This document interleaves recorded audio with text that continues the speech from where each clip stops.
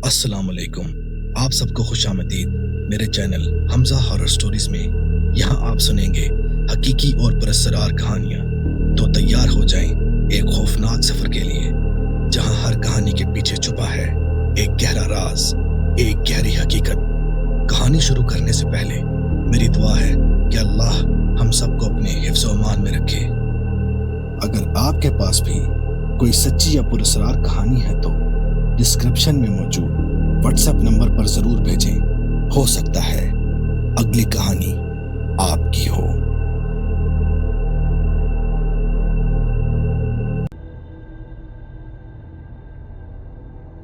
अस्सलाम वालेकुम हमजा भाई, मेरा नाम उमर है। ये वाकया मेरे साथ 2025 में पेश आया।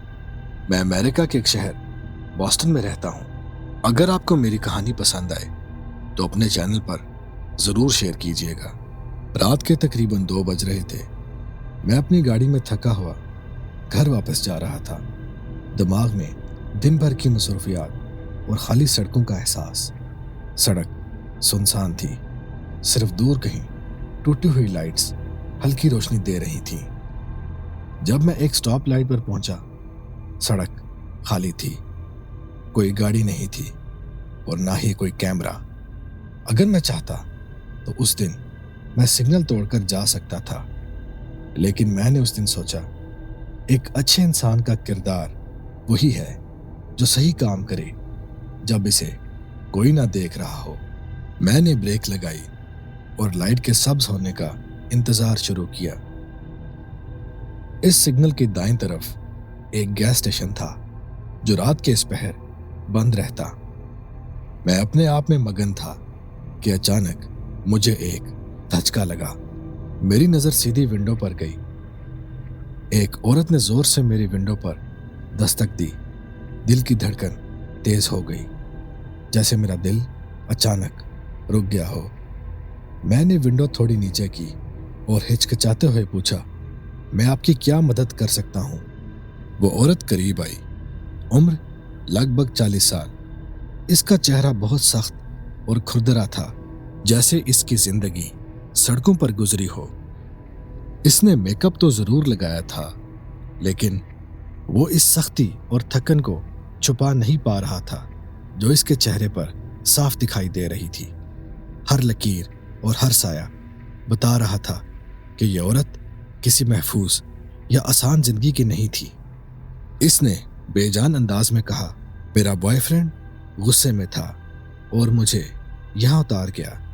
आप मुझे सड़क के नीचे छोड़ दें। मैंने हिचकिचाते हुए पूछा, क्या मैं किसी को कॉल कर दूं?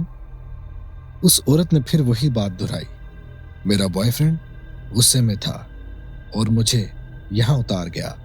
आप मुझे सड़क के नीचे छोड़ दें। इस औरत के अंदाज में कोई जज्बात शामिल नहीं थे। ऐसा लग रहा था जैसे वो बस कोई स्क्रिप्ट पढ़ रही हो, बिल्कुल गैर फितरी और मसनूई अंदाज में। मुझे अंदर कुछ हिचकिचाहट हुई। कुछ सही नहीं लग रहा था। सब कुछ गैर फितरी और मशकूक महसूस हो रहा था। मैंने उसे सख्त लहजे में जवाब दिया, मैं आपको लिफ्ट नहीं दे सकता, लेकिन अगर आप चाहें तो मैं टैक्सी बुला सकता हूँ या किसी को कॉल कर सकता हूँ। उसने फिर वही जुमला दोहराया, बिल्कुल इसी बेजान अंदाज में। मेरी सांस रुक गई। पसीने ने मेरे बाजू गीले कर दिए। हर इंस्टिंक्ट मुझे इस तरफ इशारा कर रही थी कि मैं इसे गाड़ी में ना बिठाऊं। ये खतरा है। मैंने फैसला किया और सख्त लहजे में दोबारा इसे जवाब दिया, लेडी, मैंने आपको कहा ना, मैं आपको सवार नहीं कर सकता, लेकिन अगर आप चाहें तो मैं आपके लिए किसी को कॉल कर सकता हूँ। वो अचानक झुककर विंडो के करीब आई और इंतहाई खौफनाक अंदाज में कहा, अच्छा फैसला है। ये सुनते ही मेरे जिस्म में कपकपाहट दौड़ गई। मेरी रूह पर एक संजीदा खौफ छा गया। वो पीछे हट गई और सड़क के किनारे खड़ी हो गई। मैंने देखा कि वो औरत मोबाइल निकालकर किसी से बात करने लगी। फिर वो खामोशी से गैस स्टेशन की तरफ चल पड़ी, जो बंद था। 2 स्याह शीशे वाली गाड़ियां पहले से वहां खड़ी थी। वो गाड़ी के सामने रुकी और फिर अंदर जाकर बैठ गई। मेरी हर अंदरूनी आवाज कह रही थी कि मैंने दुरुस्त फैसला किया। वो औरत मुझे किसी खतरे में फंसाने की कोशिश कर रही थी और मैं सिर्फ खुदा का शुक्र अदा कर रहा था कि मैं उस दिन किसी बड़े खतरे से बच गया।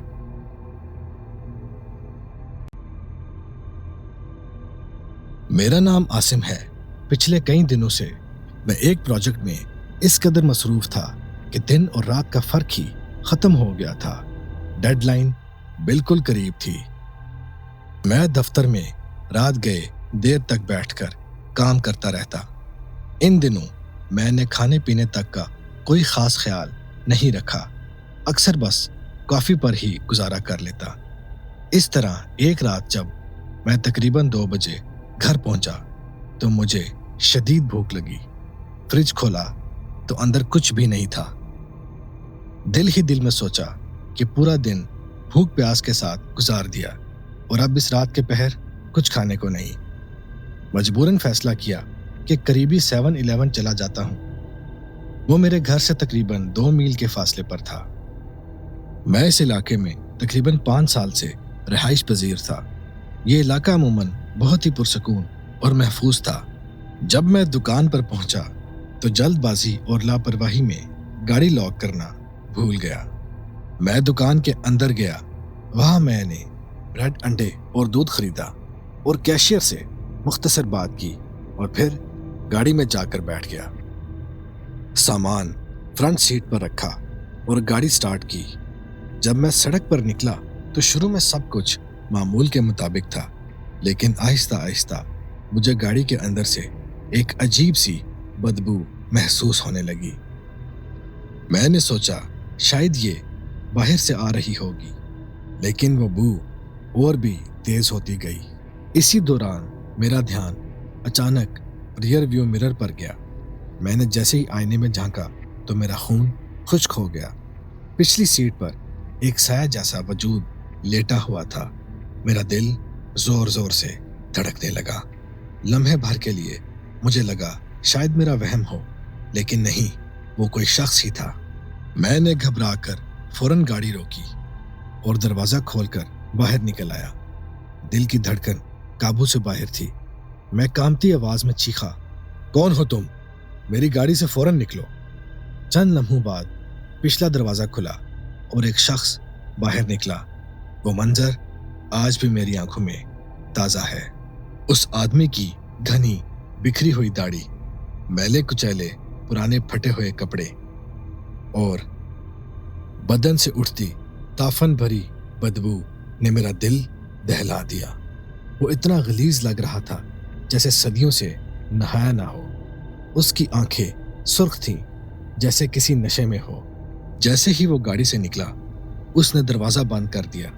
इसी लम्हे मैंने एक पल ज़ाया किए बगैर अपनी हाजिर दिमागी से रिमोट का बटन दबाया और गाड़ी लॉक कर दी ताकि वो दोबारा अंदर ना जा सके। लेकिन उसके अगले लम्हे वो शख्स मेरे करीब बढ़ा। अपनी जेब से एक छोटा सा चाकू निकाला। वो चमकती हुई धात मेरी सांसें रोकने के लिए काफी थी। वो गर्रा कर बोला, अब बोलो, क्या बक रहे थे? ये कहते ही वो तेजी से मेरी तरफ लपका। मैंने पूरी जान लगाकर दौड़ लगा दी। उसने काफी देर मेरा पीछा किया। मैं एक गाड़ी के पीछे छुप गया। जैसे ही मैंने देखा कि वो वहां से गुजरा तो मैं फिर से अपनी गाड़ी की तरफ भागना शुरू हो गया। वो शख्स फिर से मेरे पीछे भागने लगा। मैं पूरी कुव्वत से वापस अपनी गाड़ी की तरफ दौड़ा। गाड़ी के करीब आते ही मैंने एक लम्हा भी ज़ाया किए बगैर पूरी ताकत से दरवाज़ा खोला, अंदर घुसा और झट से गाड़ी लॉक कर दी। वो आदमी चंद कदम ही सिर्फ पीछे था। मैंने कांपते हाथों से गाड़ी स्टार्ट की और पूरी रफ्तार से पुलिस स्टेशन की तरफ गाड़ी भगा दी। वो शख्स मेरी गाड़ी के पीछे काफी देर भागता रहा। पुलिस स्टेशन पहुंचकर मैंने सारा वाकया कांपती आवाज में सुनाया। पुलिस ने मेरी बात सुनने के बाद इत्मीनान दिलाया कि वो गश्त बढ़ाएंगे। लेकिन सच ये है कि उस रात के बाद मेरी जिंदगी कभी वैसी नहीं रही। इस वाकये के बाद अब मैं हमेशा अपनी गाड़ी जरूर लॉक करता हूँ, और अब भी कभी कभी ऐसा लगता है जैसे वो सुर्ख आंखें दोबारा मुझे घूर रही हों। लिली एक यूनिवर्सिटी की तलबा थी। वो हफ्ते में 4 दिन यूनिवर्सिटी के बाद एक कैफे में पार्ट टाइम काम करती थी। इसकी शिफ्ट रात 11:30 बजे खत्म होती और फिर वो घर जाने के लिए हमेशा पब्लिक बस का सहारा लेती। बस का सफर तकरीबन 20 मिनट का था, जो इसके करीब के घर वाले बस स्टॉप तक ले जाता, और वहां से वो मजीद 10 मिनट पैदल चलकर घर पहुंचती। पिछले 3 महीनों से लिली का यही मामूल था। रात की बस आमतौर पर सुनसान होती, ज्यादातर वो अकेली ही सफर करती। कभी कभार कोई मुसाफिर होता, मगर ज्यादातर सीटें खाली रहती। इस रात भी लिली अपने मामूल के मुताबिक बस पर जा बैठी। कुछ ही देर में बस रुकी और 4 आदमी अंदर दाखिल हुए। वो सीधे पिछली सीटों पर जा बैठे।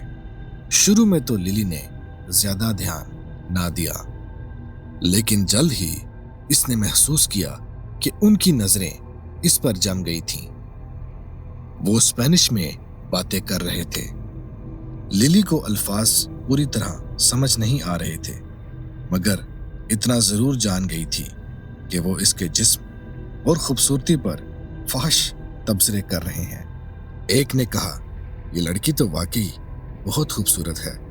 दूसरे ने कहा, आज रात इसे नहीं छोड़ना चाहिए। तीसरा बोला, इसका स्टॉप कहाँ है, हम भी वहीं उतरेंगे। चौथे ने मोबाइल निकालते हुए कहा, गाड़ी ले आओ, लोकेशन भेज रहा हूं, मौका अच्छा है।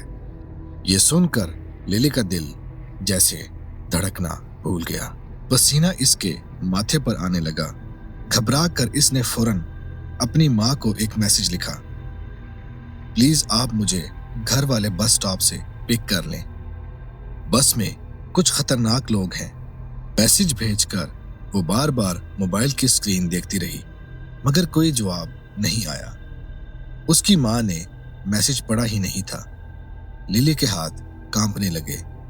वो घबरा कर शो करने लगी जैसे वो किसी से फोन पर बात कर रही हो, और ऊंची आवाज से बोलने लगी जैसे अपनी माँ से बात कर रही हो। अम्मी, मैं 10 मिनट में पहुंच रही हूँ। हाँ, आज दिन बहुत अच्छा गुजरा। अब्बू भी साथ आ रहे हैं। अच्छा, ठीक है, मैं बस स्टॉप पर ही इंतजार करूंगी। वो इतनी ऊंची आवाज में बोल रही थी कि वो चारों आदमी सुन सकें। मकसद ये था कि इन्हें लगे कोई उसे लेने जरूर आ रहा है। उसका बस स्टॉप आया। वो तेजी से उतर गई। दिल जोर जोर से धड़क रहा था, और वहां भी वो फोन कान के साथ लगाए यही शो करती रही कि जैसे वो अब भी बात कर रही हो। लिली ने देखा कि वो चारों आदमी भी बस से उतर आए। इन्होंने सड़क पार की और सामने वाले बस स्टॉप पर जा बैठे, मगर नजरें मुसलसल लिली पर जमी रहीं। वो हंस रहे थे, सिगरेट पी रहे थे। लिली लगातार अपनी माँ को फोन करती रही, लेकिन कोई रिस्पॉन्स ना आया। मजीद 10 मिनट गुजर गए। अंधेरी गली, सुनसान माहौल और हवा की सर्द सरसराहट। लिली का ड्रामा अब बेअसर होने लगा था। वो चारों समझ गए थे कि शायद इसे कोई लेने नहीं आ रहा। वो आहिस्ता आहिस्ता सरगोशियों में बातें करने लगे कि अचानक एक बड़ी काले रंग की वैन आकर रुकी। वैन के शीशे काले थे, नंबर प्लेट गायब थी।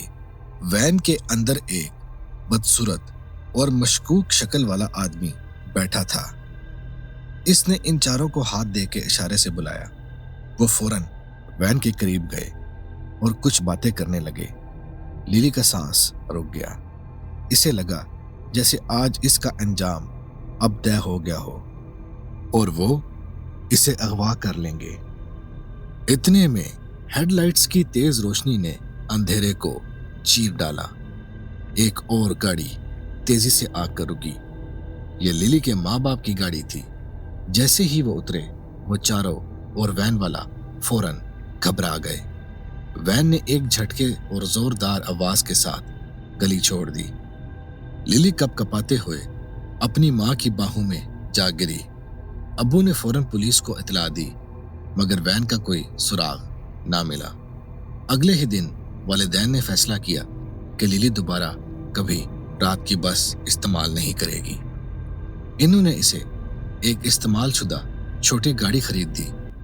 लिली आज भी इस रात को याद करती है तो इसके जिस्म पर कपकपी तारी हो जाती है, क्योंकि इसे यकीन है कि अगर इस लम्हे इसके वालिदैन ना आते तो शायद वो इस दुनिया में ना होती।